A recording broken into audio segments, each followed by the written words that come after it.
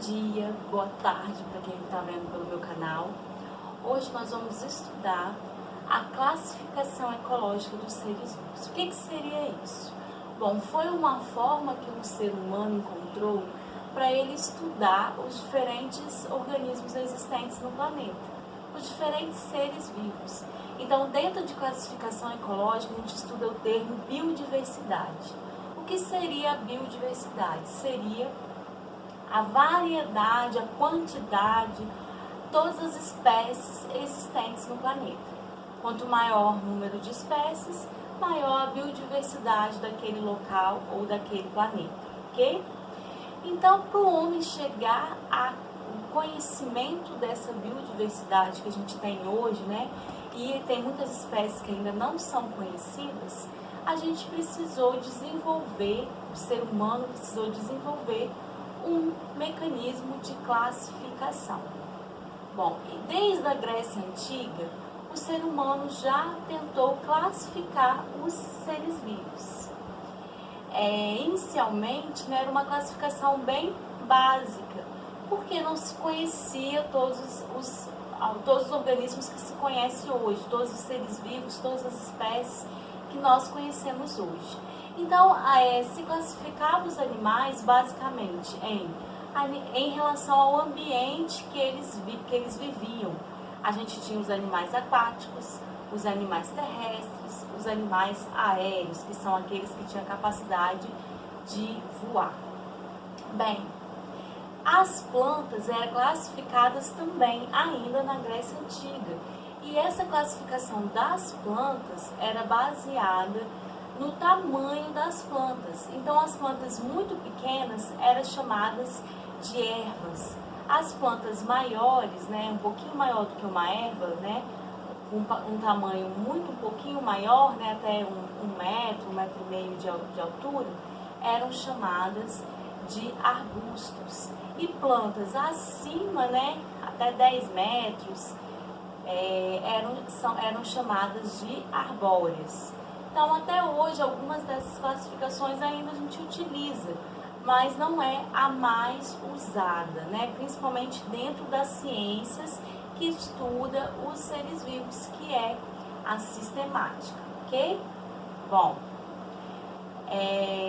então, a classificação ecológica foi uma maneira do homem de desenvolver, né, para ele estudar os seres vivos. Eu já falei com vocês, né, dentro da sistemática, dentro da classificação ecológica desse conteúdo, que a gente estuda o conceito de biodiversidade. O que seria a biodiversidade?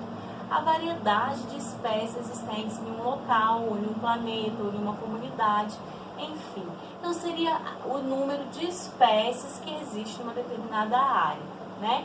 Quanto maior o número de espécies, maior a diversidade. Quanto menor o número de espécies, menor a biodiversidade, né? Bom, por que o homem, então, se desenvolveu a classificação ecológica? Só para vocês terem ideia, a classificação ecológica que a gente usou hoje, embora já sofreu modificações, é a classificação ecológica de Linneu. E o que busca, né? O que essa classificação, o que o homem, ao longo dos anos, mesmo depois de Linneu, ele ainda continuou usando a classificação proposta por Linneu, ele tinha como objetivo, primeiro, verificar a origem e evolução das espécies. Então, o homem queria saber de onde veio as espécies. Será que realmente foi tudo criado por um Deus, né? Ou será que foi o Big Bang? Enfim, o homem queria saber de onde veio os seres vivos. Bom, também se buscou procurar entender relações de parentesco entre as espécies. O que quer dizer isso? Por exemplo, por que o elefante, ele é um animal tão grande, ele se parece um pouco com os bovinos? Então, qual que seriam as características que ele tem em comum? Será que eles são primos? Será que eles são irmãos? Então, o homem queria descobrir isso, principalmente nas espécies mais extraordinárias que ele estava conhecendo. E conhecer todas as espécies existentes no planeta. Embora isso seja quase que impossível, porque a gente sabe que as espécies elas estão em constante formação e em constantes extinções. ok? Então, era basicamente, dentro desse conteúdo de classificação ecológica, a gente procura ter esses 3 objetivos. O homem procurou descobrir a origem e evolução das espécies, ele procurou relacionar as espécies em grau de parentescos e conhecer todas as espécies existentes no planeta, ok? Como eu falei, Linneu foi o cara, né? É o cara que se desenvolveu a classificação mais usada. Embora a classificação proposta por ele hoje já foi mais, né, rebuscada, temos dados genéticos, na época de Linneu não existia.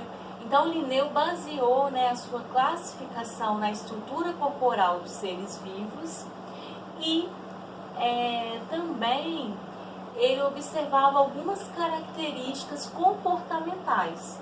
Então eram as ferramentas que Linneu tinha na mão na época. Bom, mas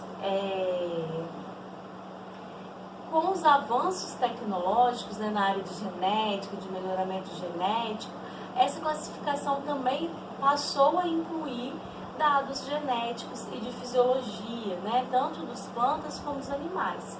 E isso aprimorou muito mais a classificação proposta por Linneu.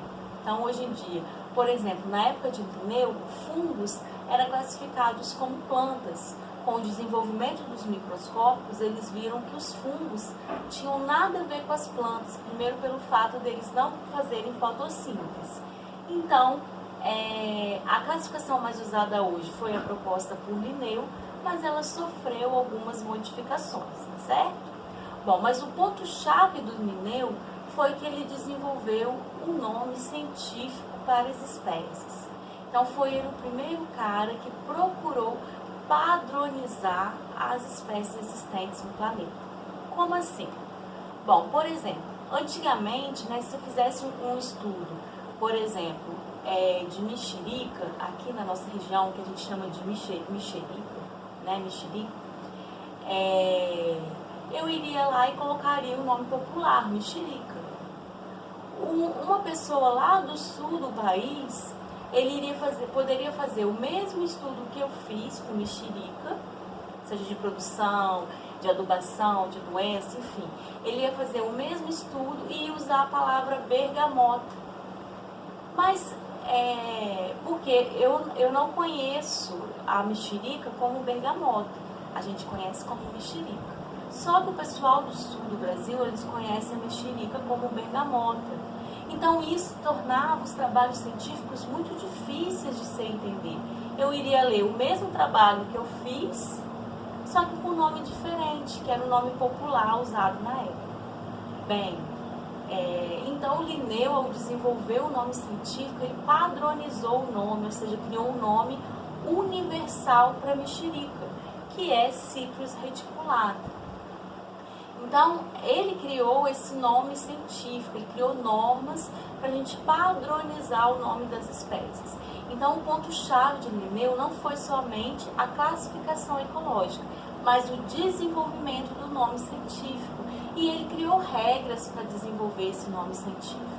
Isso padronizou mais os artigos científicos, as informações científicas, porque antes... a gente tem vários exemplos, né? Mas eu coloquei mais pronunciado assim, é a mexerica, que eu poderia desenvolver, isso avançou os estudos, porque como eu publiquei primeiro, né? Eu desenvolvi primeiro o trabalho com mexerica.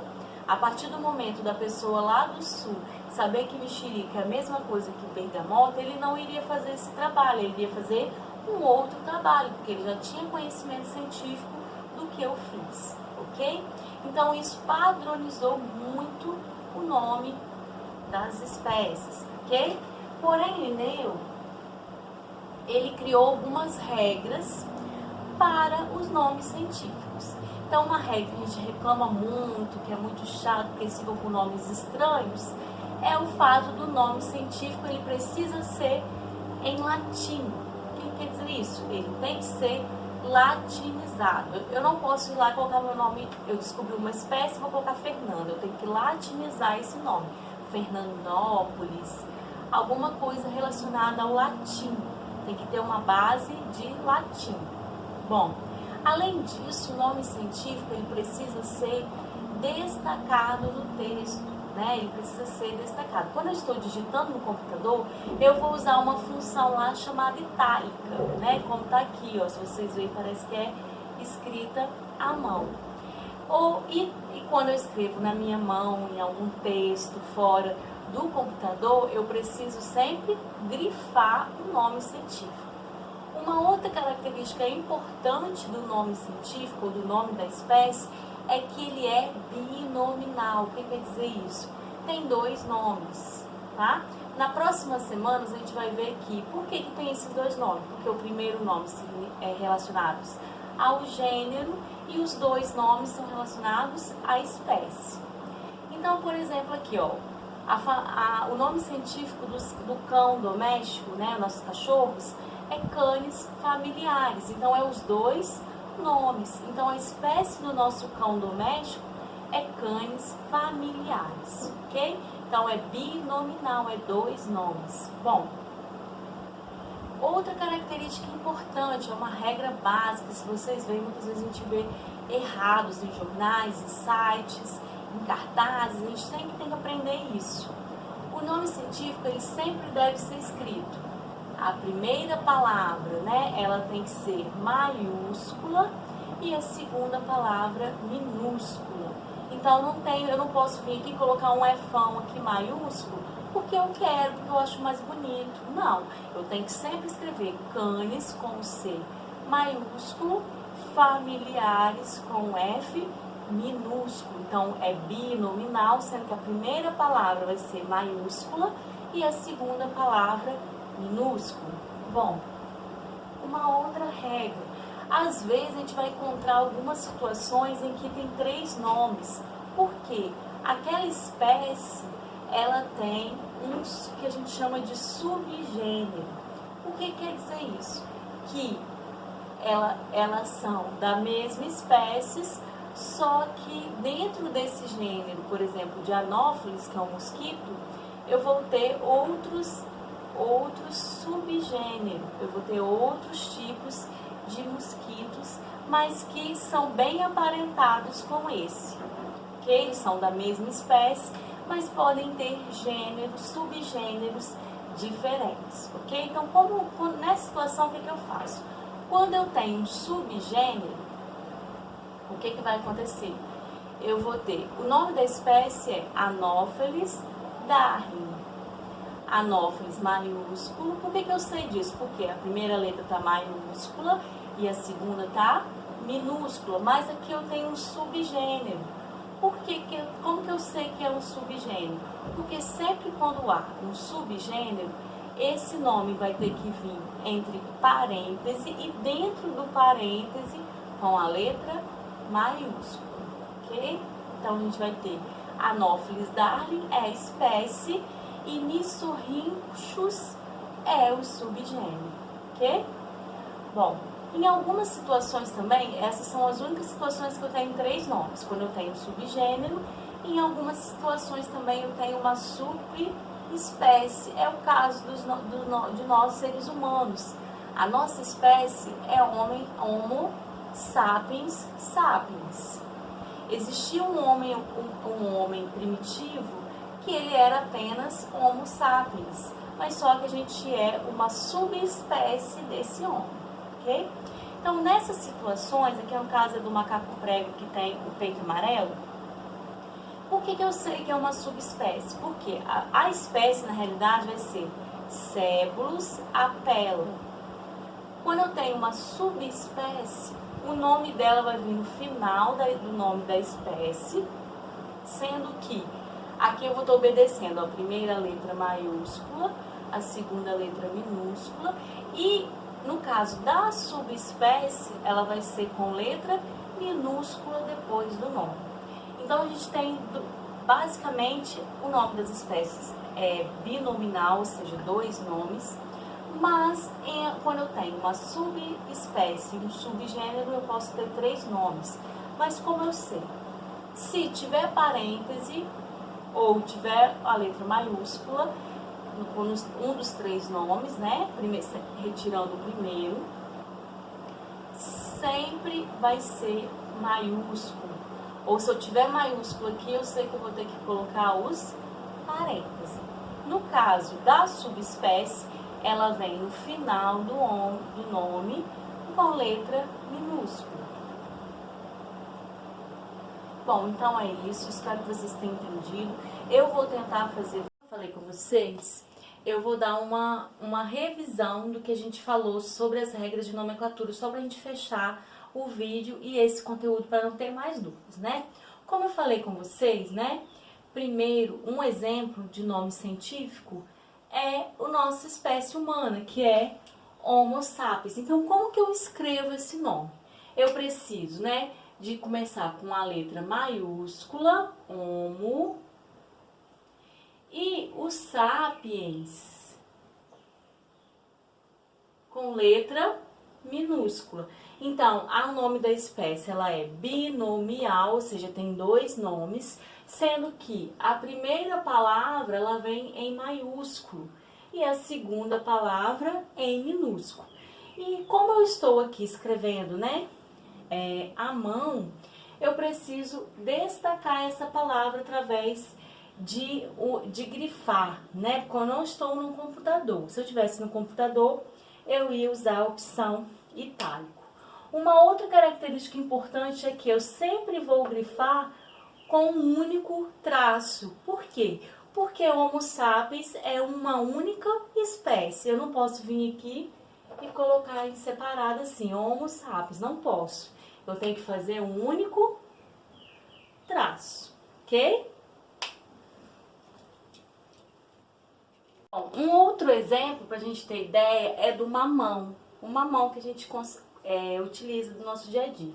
O nome científico do mamão é Carica papaya. Vocês não precisam decorar os nomes científicos. O que vocês têm que saber? As regras de nomenclatura. Então, carica, então C maiúsculo, carica, né? Papaya,